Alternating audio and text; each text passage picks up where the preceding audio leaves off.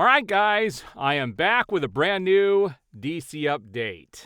And I had to do my video earlier, if you haven't seen it yet, on the whole Netflix fiasco with Scott Stuber leaving the company.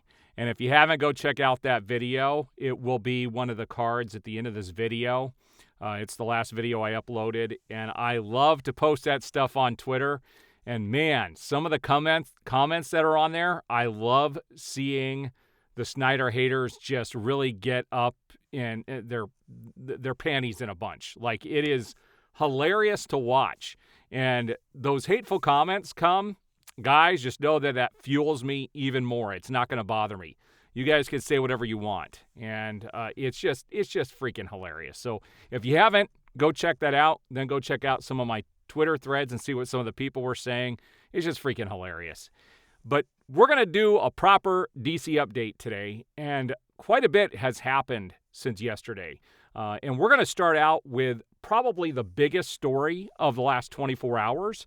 Just as I got my video up yesterday, there was somebody asked James Gunn about a project that was actually in development long before he took over, that has actually been in development for years. He asked about it, and he actually confirmed it is still a go. And we're going to take a look at some of this stuff here today. Here it is. James Gunn confirms the JJ Abrams Superman project is still in development. Now, this caused a lot of uproar. It is going to be an Elseworlds project. And everyone was saying, if they can do this, why can't they finish the last two Justice League movies or give us the Batfleck film? Now, they're not going to respond to that because they don't have any way to retort that request other than they're just going to do the projects they want to do and just screw everything else. And this is the company that has control of DC. They don't care what the fans want. There are very few fans who even care about this project. And what they don't realize is that if you get the graces of the fans, they're more likely to be more accepting of projects like this. But this is more of a middle finger to the fans who they have turned their back on. So it's just so weird. Now, this is pretty cool. This is somebody, there have been a lot of requests to have Alen Richardson play Batman, and this is somebody's rendition of him as Batman. Now, Jensen Ackles is the other one that people would like to see, and I would personally rather see Alen than Jensen. I think he looks more like Bruce Wayne. He looks more like Batman. I think he would do a better job, but who knows? We will see when they cast Batman, if they even get that far. I just am not convinced that the DCU is going to get too far, especially when Gunn is doing everything and they haven't had any other creatives actually do anything since they took over. I figured I'd share this. This is one of my favorite Superman photos, even though it's in black and white. I believe this came from Superman 3, if I'm not mistaken. And I really like this photo a lot. And he stops and gives the kid a photo. He has to take off where he was changing into Superman, and he had to take off the Clark Kent stuff so he could give it to him. Iconic scenes in films. I really like this photo a lot. It's pretty cool. So in my past couple of videos, I talked about how, the figure from McFarlane Toys selling out so quickly with Ben Affleck as Batman, how it shows that the interest is still there. And this is somebody backing this up, somebody who actually collects these types of toys. This Mr. One said, I collect 1/6 scale figures, mainly hot toys, and some third-party figures. I could say Snyderverse figures are the ones that sell out first and are hardest to find on eBay, or resale price is crazy overpriced. Even Battinson outsells Gunn's DC characters. Snyderverse figures, mainly Ben Affleck's Batman, is the hardest to find or resold for the highest price. So again, this is coming from an actual collector. And I've seen this too. The Batman stuff really didn't sell that well. You can go to any Walmart, and they have tons of the Batman Legos, figures, and things that they just could not sell because people didn't care about the toys. And again, it goes to show you that if a property comes out and you're not selling merchandise, people just are not interested in those properties. So here was the big news that I did a video on earlier. The Hollywood Reporter was reporting that Scott Stuber is departing Netflix as film head. So go check out that video and go watch the anti-Snyder people melt down anywhere you share this. So here's another interesting thing that came out yesterday. This is James Gunn talking about David Corenswet. He said David Corenswet, well, this person said, DC Film News said David Corenswet screen tested in the previous Superman suit, presumably Cavill's, and had a hard time fitting as he's so tall. Yes, and this comes from James Gunn. He said, yes, everyone who screen tested was screen tested in the previous suit, although David had a hard time fitting as he's so tall. And I'm not saying he's so bulky, it's just that he's so tall, which is good. Superman should be tall. But I think Batman should be probably taller, or they should be about the same height. Good news for those people who were looking for the Batfleck figure from McFarlane Toys. They said, if you missed out on getting your pre-order for Batman, there will be more available once they start hitting stores in March. So they did confirm this will be coming. And also, if these do sell out, I know that McFarlane in the past has done like a 2-pack. They did this with the 89 Batman, where you could get the Batmobile. When 89 Batman, sold out, you could get the Batmobile along with 89 Batman. But those things sell out very, very quickly. And I believe that was an Amazon exclusive. Now, there is a new McFarlane toy dropping tomorrow that I'm going to show at the end of this that some people may be interested in, and I will share that. That's going to be the last photo I'm going to share in this update. This was to be expected, because I will tell you, out of all of the DC films that came out, I was most disappointed with Shazam! Fury of the Gods. Out of the films that got released this year, I had high hopes for this one, and it let me down. He acted more childish. It just was not a very good film. And the Razzies call Shazam! Fury of the Gods one of 2023 several comic book movies that failed to save the superhero genre. It's nominated for Worst Picture. I think that's fitting. It just was not a good movie.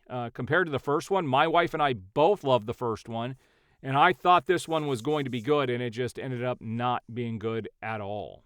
So I've seen an enormous amount of toxicity online, and it's crazy because people will go out there and say, I'm toxic, and I'm not. I'm just bringing you guys news and commentary. It has nothing to do with being toxic. I don't go after people personally unless they come at me first, and I'm even starting to ignore those things. But this was an interesting post that somebody did, and I wanted to read this because this is very true. This person said, it's interesting that fans are called toxic because they fight for their favorite artist's work in the face of studio manipulation and personal attacks.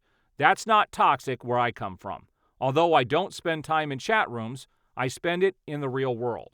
In the real world, they raised over $1 million for suicide prevention. In the real world, they flew a banner over Comic-Con. In the real world, they created artwork, posters, banners, even trailers. Bots sure as hell didn't do all that. I just don't see how it's toxic to be passionate about an artist's work that you identify with. I guess you're supposed to blend in with everybody else and like whatever gets rated high. Sorry, some of us have our own convictions. And I totally applaud that. Those are my feelings exactly. So here's the Jensen Ackles with Alen Richardson. And they said, which of these two would you like to portray Batman in James Gunn's new DC universe? Guys, chime in below. Let me know your thoughts. Like I said, I think Alen Richardson would do well. I wouldn't hate it if Jensen Ackles did, but I just don't think I don't know. I would prefer Alen Richardson. I think he's got more of that tough look than Jensen does. But what do you guys think? Chime in below in the comments and let me know who you think should play Batman.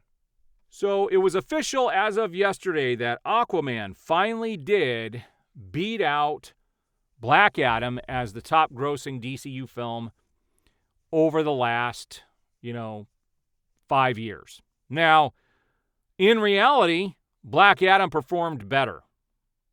And we're going to look at this here. So Aquaman Lost Kingdom, if you look at domestic as of now, domestically here in the U.S., it had made $114 million. Let's take a look at Black Adam. Black Adam made $168 million. It did considerably better here in the U.S., meaning it had more interest here in the U.S., way more interest than Aquaman did. The international number for Black Adam is 225. You can see it's 283 international, and that's because China came into the mix. China, if you took China out of this film performed way worse than Black Adam did. Black Adam did not get the benefit of a China release. So Black Adam is still a better performing film than Aquaman and the Lost Kingdom is. All right, guys, so here's the last photo I have for you today. This is the Todd McFarlane posted this just about an hour ago. I just grabbed this before I did my update. And it's the first look at the Catwoman and Batpod Gold Label 2-pack from The Dark Knight Rises. It's going to launch tomorrow exclusively on the McFarlane Toy Store. So if you are not a McFarlane Toys subscriber and you do not have an account and you want something like this, I would highly recommend doing that. Now, I personally have no interest in this. Out of all of the figures they could have done, this is probably the one I'm least interested in. I didn't really care for her portrayal as Catwoman. She doesn't... And the Catwoman and the Joker that were in the Nolan 3 films were not any iterations really from the comic books, unless you're going way back. They're different types of characters playing those characters. I would like a more traditional take on them.